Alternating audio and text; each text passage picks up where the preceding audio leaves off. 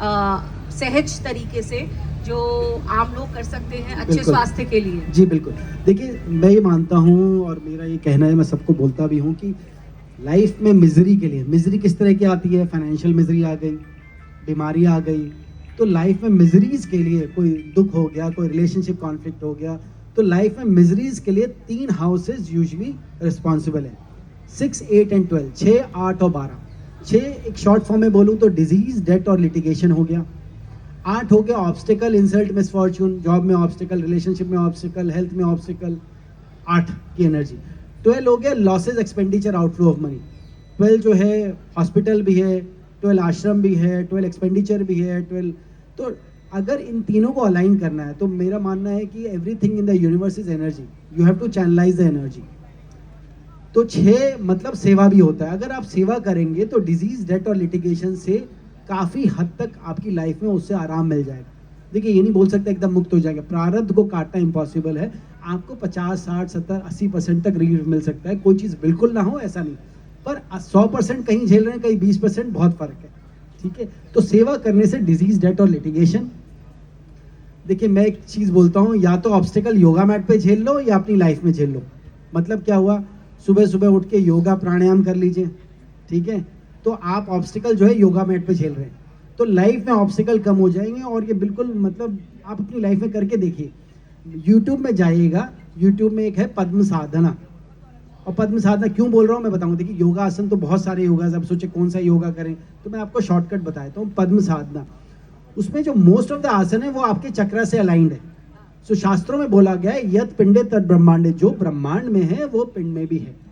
तो क्या है, वो सारे आसन, ज़्यादातर आसन आपके चक्र से अलाइन है। अगर आप उन आसनों को करते हैं तो आपके प्लैनेट्स भी अलाइंड होते हैं, आपके चक्र भी अलाइन होते हैं, उस तरह की बीमारियां या चीज़ें, इस तरह की प्रॉब्लम्स कम होती हैं। तो योगा मैट पे योगा प्राणायाम, स्पेशली पद्म साधना आप गूगल कर लीजिएगा, आपको मिल जाएगा। तीसरा है 12th है लॉसेस। देखिए या तो लॉस झेलिए अपनी लाइफ में, रिलेशनशिप का लॉस, हेल्थ का लॉस, वेल्थ का लॉस, या फिर आप ध्यान करिए, या फिर आप दान करिए। देखिए दान और ध्यान दोनों से चीज़ें लाइफ बहुत इंप्रूव हो जाती हैं। देखिए वैसे भी शास्त्रों में बोला गया है कि अपनी जो भी इनकम है उसका 10% आपको अच्छे काम में लगाना चाहिए, दान में करना चाहिए। अगर आप करते हैं तो आपके जो लॉसेस हो रहे हैं 40, 50%, 100% के, वो बहुत मिनिमाइज हो जाएंगे। तो एक नियम बना लीजिए कि मेरे को गरीब लोगों की या जो भी ज़रूरतमंद है उनकी इतनी हेल्प करनी। तो ये आपको कई तरह के लॉसेस से बचाएगा। ये सब कितना काम करेगा, दान कितना काम करेगा, मे बी शायद 20% तक, 25% तक। भाई किसी गरीब की हेल्प कर दी, किसी को खाना खिला दिया, कहीं अनाथालय में चले गए, कहीं वृद्धाश्रम में चले गए, तो ज़रूर करिए। जो 60 से 80% काम करेगा वो है ध्यान। तो नियम ज़रूर बनाइए कि 24 घंटे में 10 मिनट, 20 मिनट अपने लिए निकालिए, ध्यान करिए। और ध्यान करना बहुत आसान है, बहुत ही आसान है। कुछ नहीं करना है, अपनी सांसों पे ध्यान करिए बस। विचार आए आने दीजिए, जाए जाने दीजिए। विचारों तो का काम ही आना जाना। अब आप बोलेंगे मेरे को तो ध्यान नहीं होता, मेरे को तो ये नहीं होता, कुछ नहीं। आपका काम है बैठना, 10 मिनट बैठिए, 15 मिनट बैठिए, रोज बनाइए। जब एक टाइम बैठने लग जाएंगे तो कोशिश करिए शाम को भी बैठ जाइए, सुबह शाम 2 मिनट। अगर 2 टाइम अगर 15-15, 20-20 मिनट में कर लिया आपने, समझ लीजिए ना आपने जंग जीत ली। स्टार्ट विद 5 मिनट्स, सिर्फ बैठ के सांसों पे ध्यान करिए, उससे बहुत आपके कष्ट कम हो जाएंगे। आप करके देखिए। और डेफिनेटली मैं आर्ट ऑफ लिविंग से जुड़ा हूँ, मैं वहाँ पर का टीचर भी हूँ। मैं आपको ये बोलूँगा कि अगर आप लोग art of living happiness programme अगर सर्च करें, गूगल करें, अगर हैप्पीनेस प्रोग्राम करें तो बहुत अच्छा है। उसमें सुदर्शन क्रिया सिखाई जाती है और ब्रीथिंग टेक्निक है, उससे आपका स्ट्रेस और नेगेटिविटी कम होती है। और अगर वो नहीं कर सकते तो भाई बैठ के घर में योगा और प्राणायाम और ध्यान करिए, उससे बहुत सारी ये बहुत रेमेडीज काम करती हैं। इसके अलावा देखिए मंत्र वगैरह होते हैं रेमेडीज में, जो कि हम स्पेसिफिक चार्ट देख के ही बता पाते हैं। तो जब किसी को कोई प्रॉब्लम होगी तो वो रीच आउट कर सकते हैं। चलिए, बहुत बहुत धन्यवाद आपका संजीव जी और जयश्री जी, आपने समय निकाला, आप यहाँ पर आए। और ये बात अभी यहाँ पर जो तमाम लोग हैं वो तो मुझे लगता है सीधे तौर पर लाभान्वित हुए हैं, और उसके अलावा तमाम जब सोशल मीडिया हैंडल्स के ज़रिए और प्लेटफॉर्म्स पर ये बातें एम्पलीफाई होंगी तब लाखों लाखों लोग जो हैं इससे लाभान्वित होने वाले हैं। बहुत बहुत धन्यवाद आपका शब्दोत्सव का हिस्सा बनने के लिए।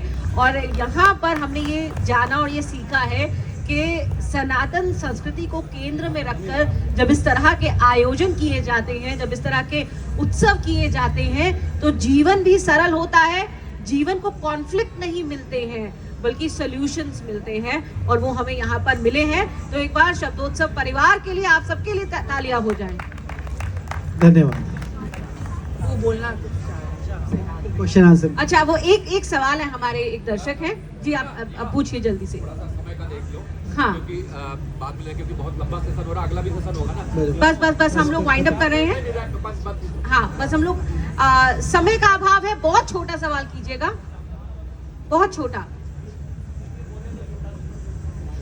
जी जी बोलिए, माइक ऑन कर दीजिए। ये ले लीजिए। हाँ, जल्दी से, बस हमारे पास एक मिनट ही है। Thank you ma'am. मेरा नाम हेमंत अग्रवाल है। सर, मुझे अभी आपने बहुत सारी चीज़ें पूछी, गूगल पे आप ये सर्च कीजिए। आजकल जितना सोशल मीडिया है वहाँ बहुत बड़े ज्योतिषी और वास्तुकार मतलब 6-6 महीने का कोर्स करके अपना कोर्स बेच रहे हैं। तो उससे हम लोग कैसे बचे, हमें कैसे पता लगेगा कि भाई ये ऑथेंटिक है, ये नहीं है? जी जी। भगवत गीता में भगवान ने लिखा है कि जब आपको कोई भी समस्या आए, जहाँ आपको कंफ्यूजन हो, तो आप शास्त्र की तरफ अपना ध्यान ले आइए। तो जो पुराने ग्रंथ हैं उन्हें पढ़िए और अपना जो भी आपके कंफ्यूजन्स हैं वो पुराने ग्रंथ जो ऋषि मुनियों ने, भगवान ने लिखे हैं, उनसे आप अपने सारे जो डाउट्स हैं क्लियर कर सकते हैं। क्योंकि गूगल, व्हाट्सएप तो सब यूनिवर्सिटीज बन चुकी हैं। तो रील का ज्ञान और रियल ज्ञान में बहुत फर्क है। पुराने तो आप पुराने ग्रंथ पढ़ें और रिसर्च करें। देखो, आपको खुद को पता चल जाएगा। और हाथ कंगन को आरसी क्या, पढ़े लिखे को फारसी क्या, जब रिसर्च करेंगे अपने आप ही पता चल जाएगा। आप लोगों से बात करेंगे, रिसर्च करेंगे, ग्रंथ पढ़ेंगे तो सब समझ में आ जाएगा।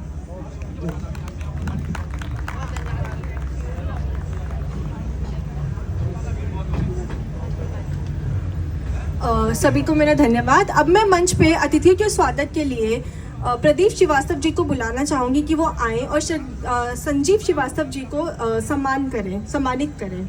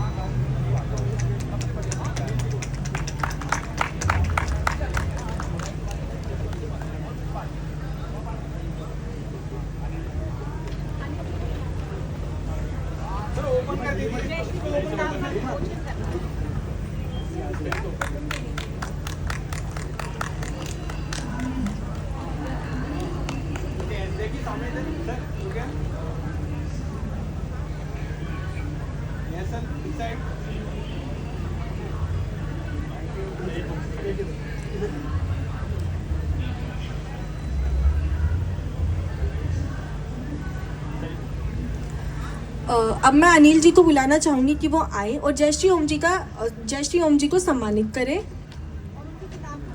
और उनकी किताब भी है एक हमारे पास।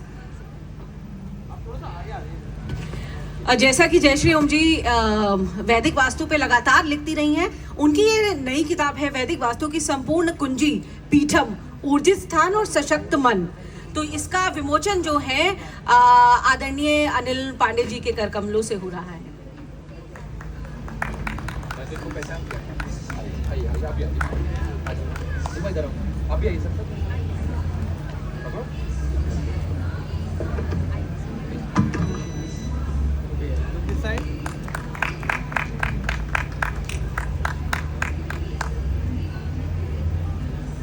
Thank you.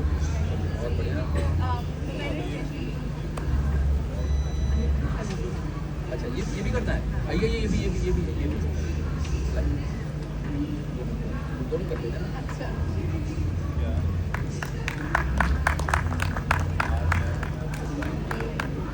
बहुत सुंदर। तो मैं तो जैसे जी को आपको देखा हुआ। नमस्ते, कैसे हैं आप?